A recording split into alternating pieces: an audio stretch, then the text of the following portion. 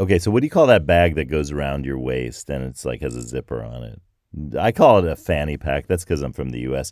I know that in other places, fanny's not a word you go around saying, and so they say things like bum bag. I think in the United Kingdom, which sounds really, as a U.S.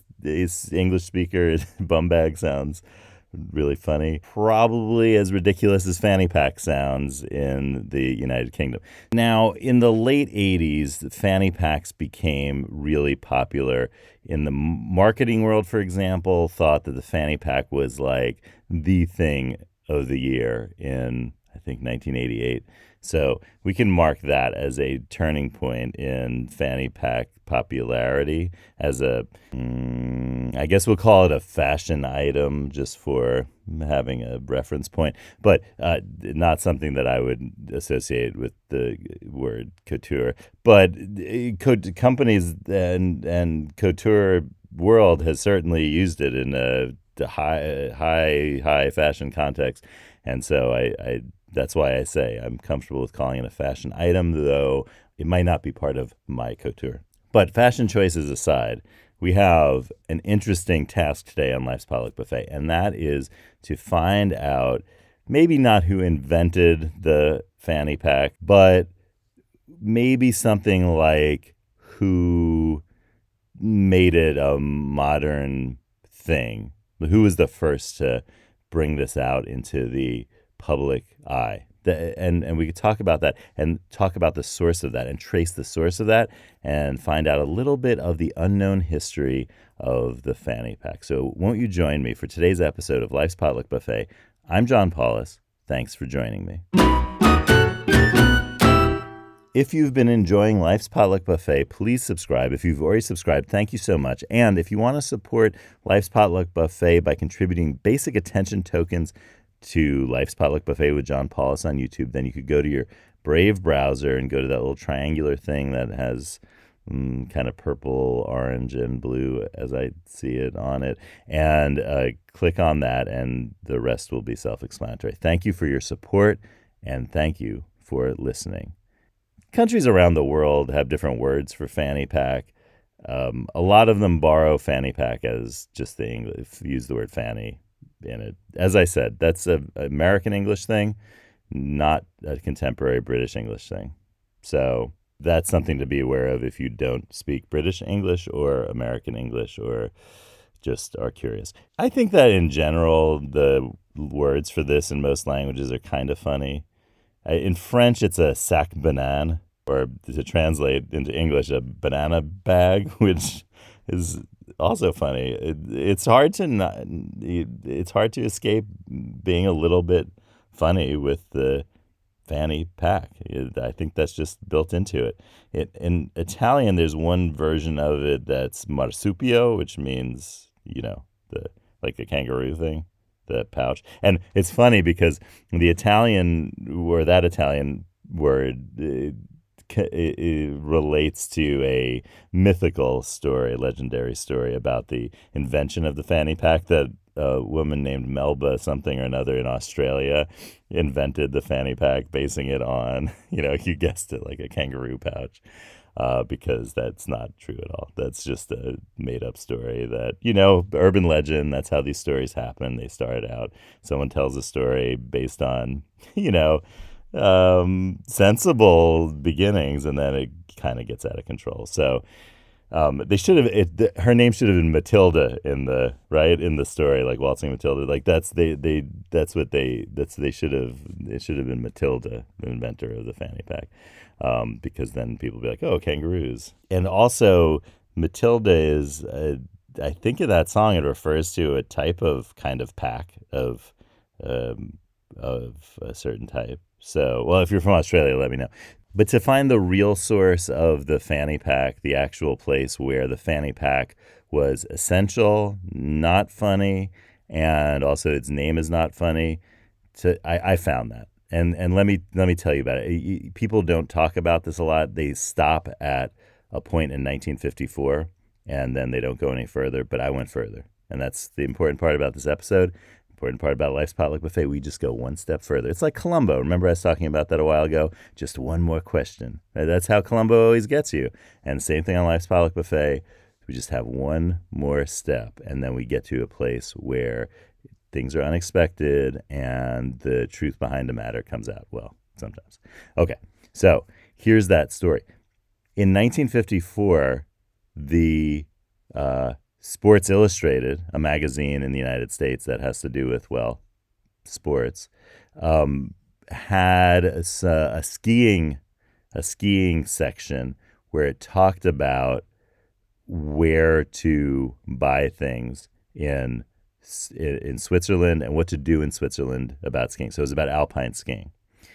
And page 39, I'm looking at it right now, has a section on gloves, what you'll need. And what you'll need apparently is 2 pair of woolen inner mittens and 2 pair of leather outer gauntlet mittens.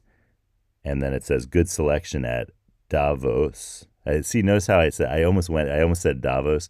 That's how we say it in English, but that's not how you say it in Switzerland. That's not. It's something like Davos. If you're from the area, let me know if I was close. But notice how the accent is on the second syllable. It's Davos, and it's almost like a voice.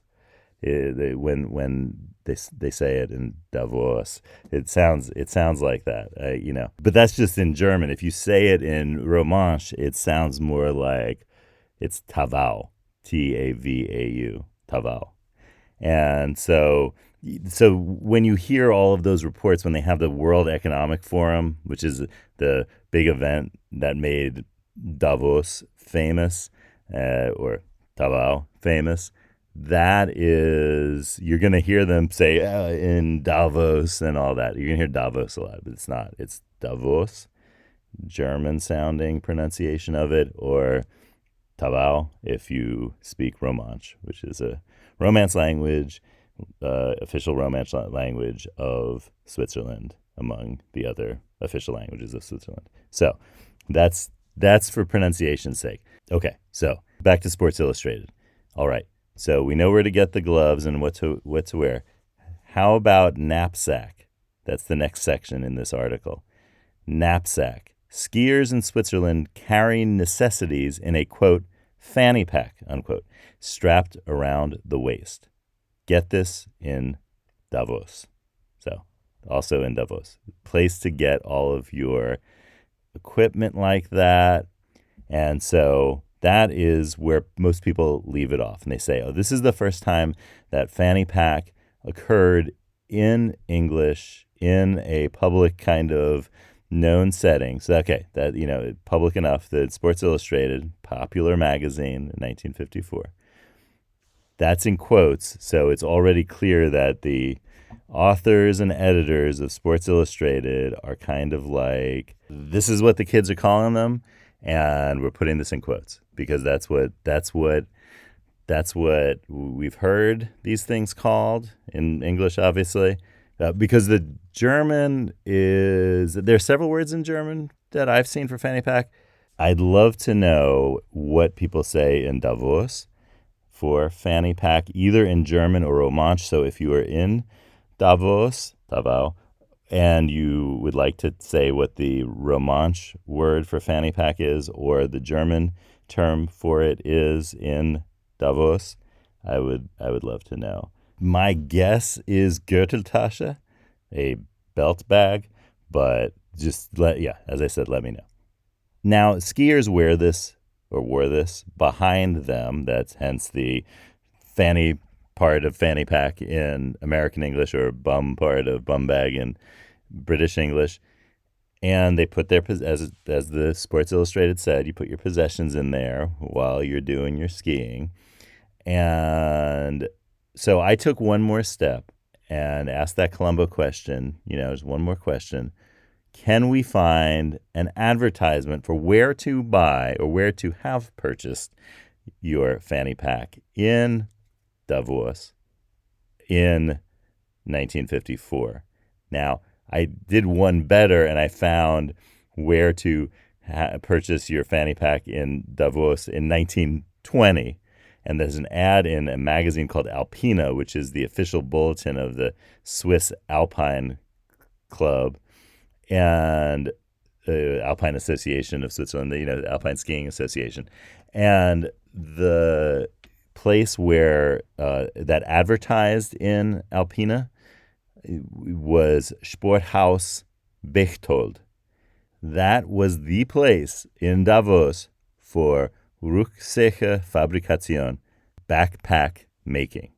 And so my guess is that Bechtold, it was the place that Sports Illustrated was talking about, which probably means that Sporthaus Bechtold, the backpack manufacturer of Davos, was the key link to the fanny pack's popularity in the future, and maybe even the inventor of the modern fanny pack.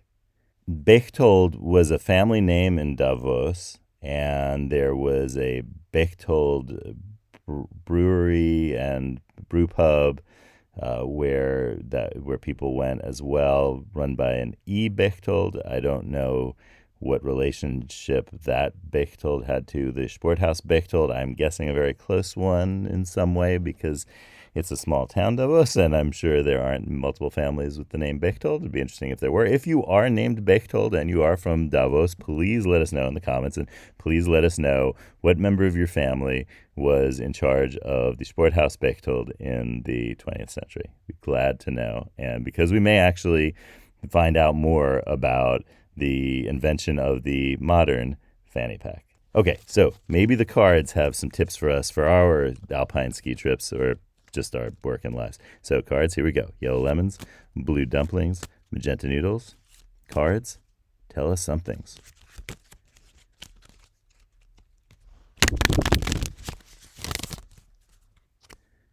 Here we go.